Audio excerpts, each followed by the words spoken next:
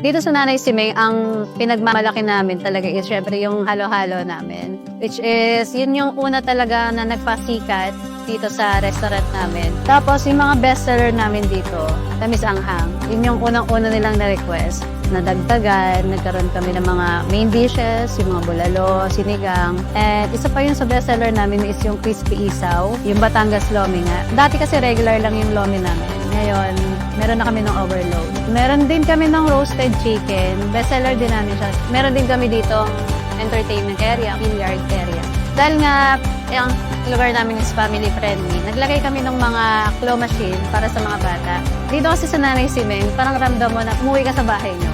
Sa tingin ko yun yung isa sa naging dahilan kung bakit lahat halos pupunta sa amin para kumain. Ako si Jessica Mercado at ito ang Nanay Simeng Halo-Halo.